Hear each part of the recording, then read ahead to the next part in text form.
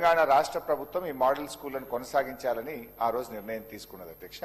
అయితే నా యొక్క సూటిగా జస్ట్ హాఫ్ మినిట్లో కంప్లీట్ చేస్తా అధ్యక్ష. 4 ప్రశ్నలు. ఈ మోడల్ స్కూల్ టీచర్ల కోసం మన గతంలో ఉన్నటువంటి బీఆర్ఎస్ ప్రభుత్వం జీవో నంబర్ 58, జీవో నంబర్ 60 ఇచ్చింది. వాళ్ళు ఎందుకంటే ఓల్డ్ పెన్షన్ స్కీమ్ లో లేరు, ఈ సిపిఎస్ స్కీమ్ కింద ఒకవేళ వాళ్ళు చనిపోతే గ్రాట్యుటీ ఇవ్వాలని చెప్పి ఆనాడు బీఆర్ఎస్ ప్రభుత్వం నిర్ణయం తీసుకుంది. ఇప్పటి వరకు 42 మంది మోడల్ స్కూల్ టీచర్లు చనిపోయారు. వారికి గ్రాట్యుటీ ఎప్పటిలోగా చెల్లిస్తారు, చెల్లించకపోతే తక్షణమే చెల్లించాలని కోరుతా ఉన్న ఒకటి. రెండవది అధ్యక్ష, మోడల్ స్కూల్ టీచర్లు ఎవరైనా చనిపోతే వాళ్ళ పిల్లలకు కంపాషనేట్ అపాయింట్మెంట్ జరగడం లేదు. ఇతర ప్రభుత్వ ఉద్యోగుల తరహాలో మోడల్ స్కూల్ ఉద్యోగుల పిల్లలకు కంపాషనేట్ అపాయింట్మెంట్ ఎప్పటిలోగా చేస్తారో చెప్పాలని కోరుతున్నా. నంబర్ 2. నంబర్ 3 అధ్యక్ష, ప్రభుత్వ ఉద్యోగులందరికీ 1వ తారీఖు వేతనం ఇస్తామని చెప్పారు.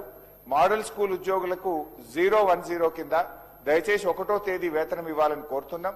ఈ నెల ఇవాళ మనం ఈ రోజు కూడా 17వ తేదీ అధ్యక్ష, ఈ రోజు కూడా మోడల్ స్కూల్ టీచర్లకు వేతనం పడలేదు. దయచేసి 1వ తారీఖు అందరిలాగా ఇవ్వాలని కోరుతున్నా. లాస్ట్ అధ్యక్ష, మీకు సంబంధించింది అధ్యక్ష, ఈ అందరు ఉద్యోగులకు ఈహెచ్ఎస్ హెల్త్ కార్డులు ఇస్తామని చెప్పారు. మరి మోడల్ స్కూల్ ఉద్యోగులు, ఎస్సీ, ఎస్టీ, బీసీ, గురుకుల ఉద్యోగులకు కూడా ప్రభుత్వ ఉద్యోగులతో సమానంగా ఎంప్లాయీస్ హెల్త్ స్కీమ్ అమలు చేయాలని చెప్పి మీ ద్వారా ప్రభుత్వానికి కోరుతున్నాను.